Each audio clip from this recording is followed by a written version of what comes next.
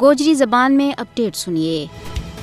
بھارتی فضائی حکومت اپنے زیر تسلط جموں کشمیر میں اپنا پنجہ چباؤن واسطے ہر طرح کا چانکیائی اور سامراجی حربات ہتھ کنڈا استعمال کر رہی ہے۔ آبادی کا تناسب میں تبدیلی، پنڈت کالونی، سینک کالونی، اردو زبان کو خاتمہ، تاریخی مقامات کا نامہ کی تبدیلی، بے راہ روی، اوریانی فحاشی، شراب کے کھلے عام بکری اسے سلسلہ کی کڑی ہیں۔ جموں کشمیر پر ہندوستان کو نو آبادیاتی قبضوں اس ویلے شروع ہو گیا تھا جب 27 اکتوبر 1947 میں اس نے سری نگر میں اپنی فوج لائی تھیں۔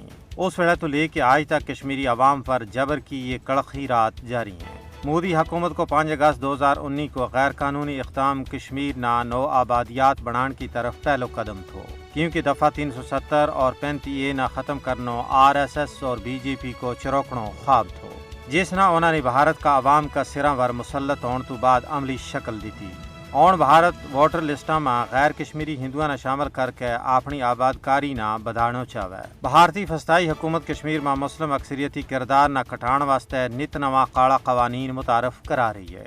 5 اگست 2019 تو بعد بھارت نے غیر کشمیری ہندوؤں نے لکھاں کی تعداد میں ڈومیسائل تھماک ہے اور انہوں نے زمین کا مالکانہ حقوق جاری کرنے میں سہولت دین واسطے نواں ظالمانہ قوانین متعارف کرایا۔